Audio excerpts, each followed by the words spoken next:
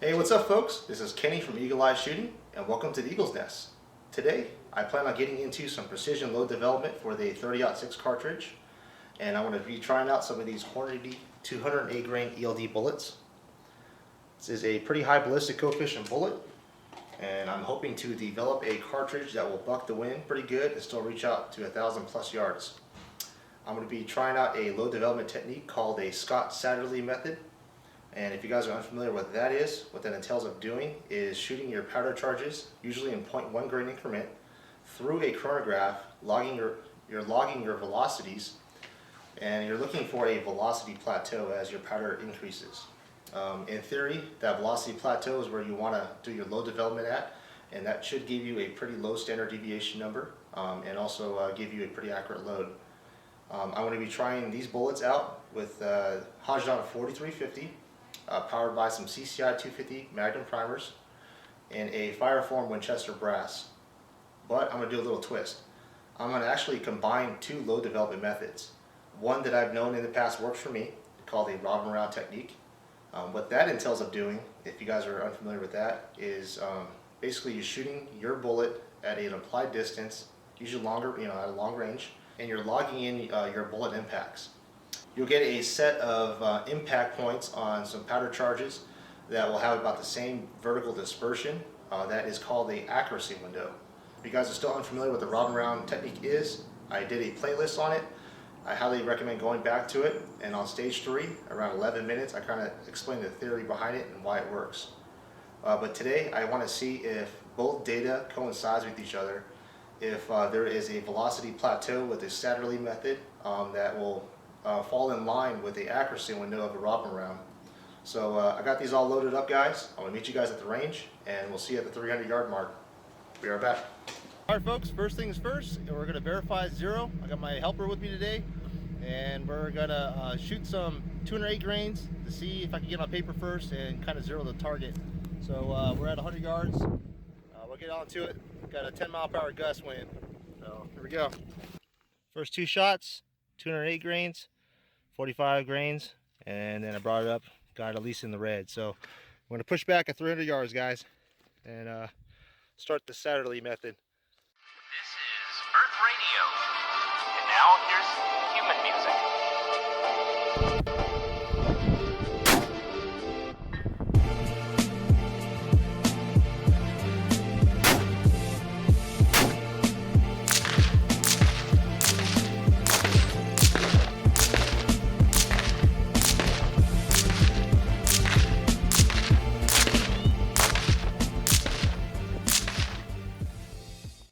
Cool. Looks like I got almost all of them on target. I shot 15 shots and I got 14 on paper. So 3 here, 4, 5, 6, 7, 8, 9, 10, 11, 12, 13, 14.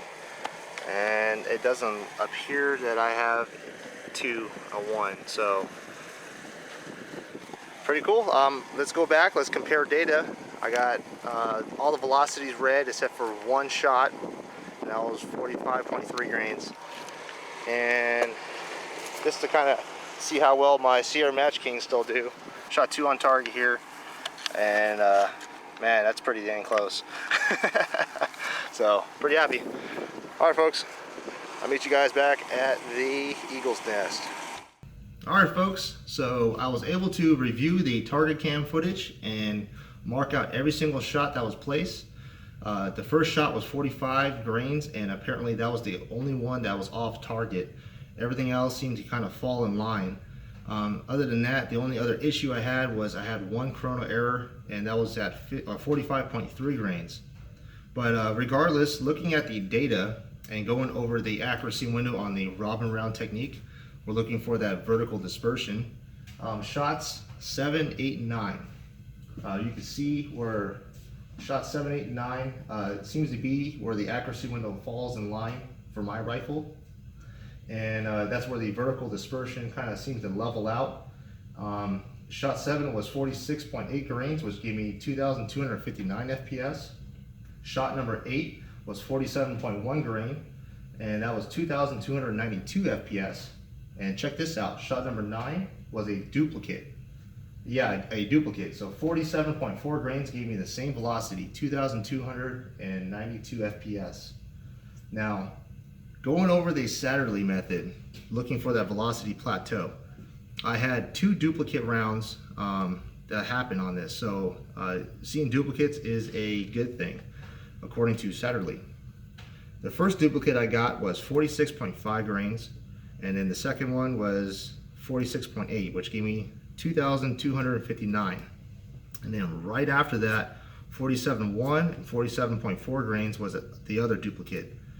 And going over that data and comparing both the accuracy, vertical dispersion, revolver round, and the Satterlee, the Satterlee method velocities fall in line right in the accuracy window. And taking into account the other duplicates, the 46.2 grains and 46.5, it's right below the accuracy window of shots placement 7, 8, 9. And then right above shot number 10, 47.7 grain, the velocity only went up 8 FPS. So it's, you know, the graph kind of over exaggerates the slope on that, but 8 FPS difference wasn't that much. So that's something that I'm going to take an account for and test out as well. So I'm going to start my powder charge load development around 46.5 grains, and then I'm going to go up to 47.9 and see where that takes me. And looking at these two results, it looks like both data kind of coincides and kind of backs each other up so far. So we'll see in the future if the loads I develop, starting out those powder charges, will give us an accurate load. But well guys, here's my results so far. Let me know what you think. If you're interested in how I'm developing these loads on a budget rifle and want to learn more, please hit the like, subscribe, and don't forget to hit the bell icon. That way on future videos, you'll get notified. Other than that guys, comment below, let me know what you think about this. This seems to be pretty cool, I'm pretty excited. And I'll catch you guys on the next video. Thanks for watching. Bring it up a little bit.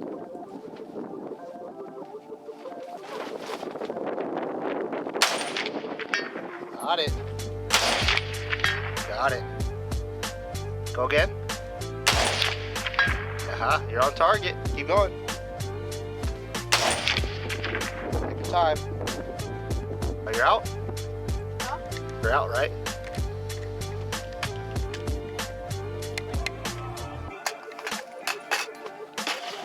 Put on safety. Good job, buddy. Give me a high five. Yeah. Hit it 3 times. 250 yards with a red dot.